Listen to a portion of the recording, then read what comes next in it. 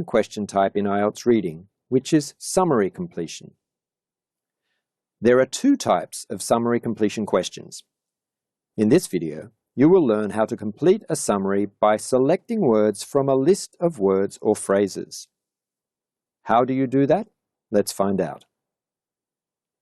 You will learn 4 easy steps to help you tackle summary completion questions successfully. These steps involve gaining a general understanding of the summary, identifying word forms needed for the gaps, scanning the passage for the key words from the summary, and finally, reading intensively to locate the correct answer.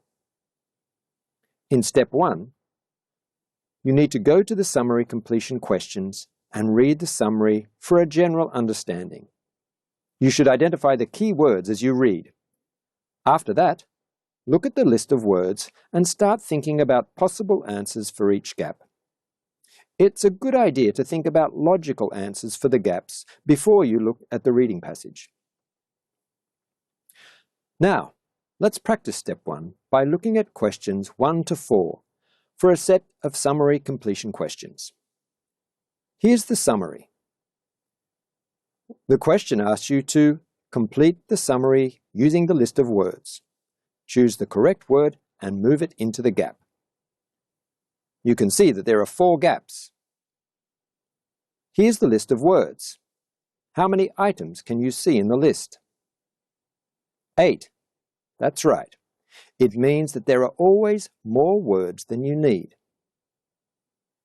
First, read all of the summary and identify the key words. Which key words would you identify?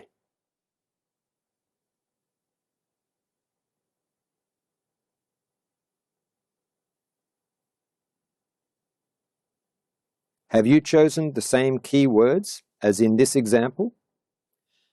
Some of the keywords that might help you find the beginning of the relevant section in the reading passage are millennia, stories, or recorded. It's not a problem if you made different choices. Different people tend to select different keywords.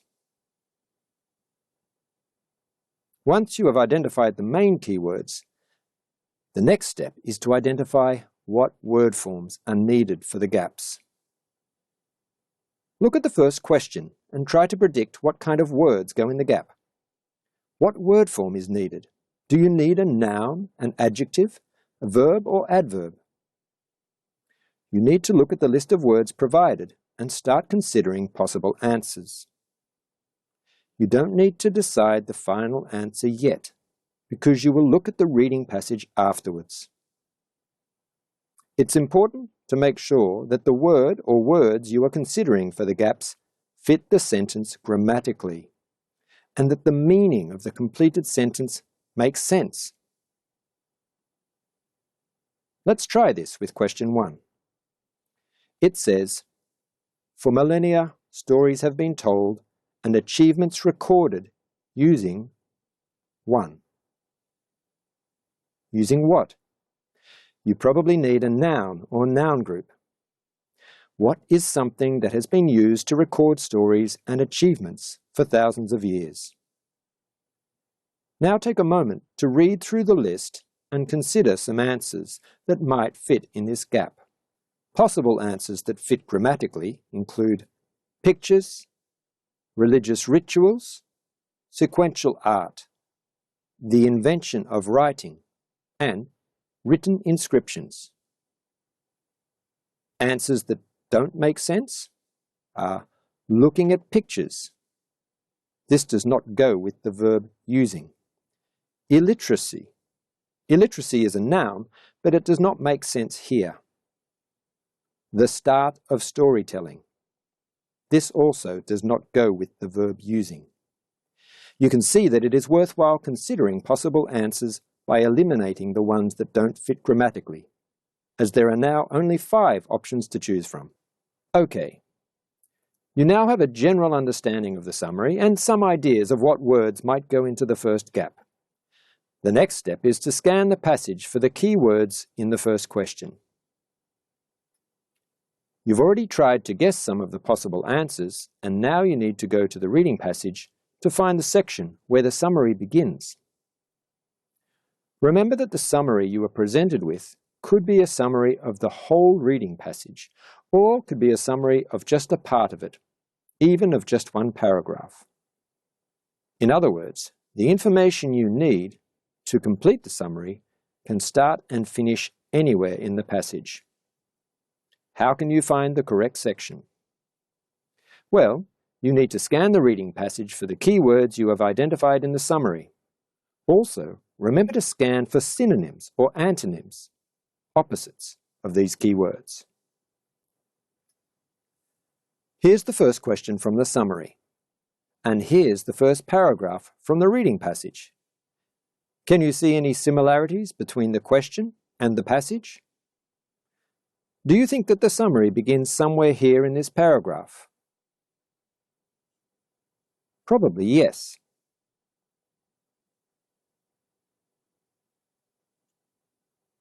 Let's take a closer look to see if it is possible to identify where the summary begins. It's a good idea to read the first sentence of the paragraph. This sentence does not have the word millennia, but it does have the phrase thousands of years, which has the same meaning. This is why thinking of synonyms for keywords is useful. So it's clear that the summary starts right here in the first sentence.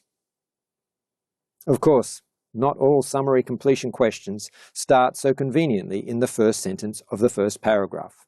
As mentioned, it is possible for the summary to begin anywhere in the reading passage.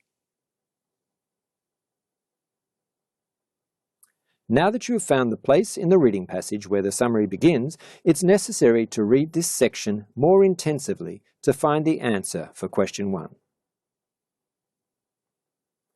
Let's read the first few sentences of the paragraph in more detail. Can you match any specific keywords from the question?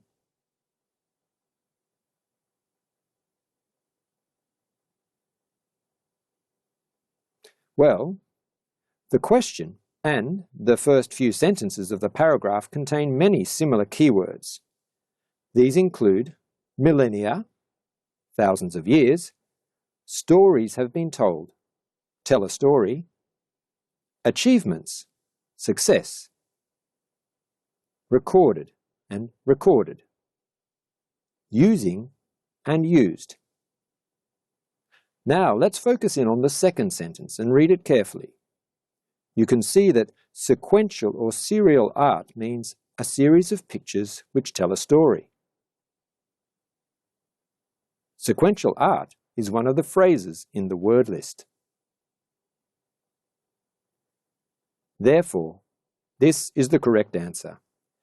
For millennia, stories have been told and achievements recorded using sequential art. If you follow these steps, you will have no problem with answering summary completion questions, selecting from a list of words or phrases.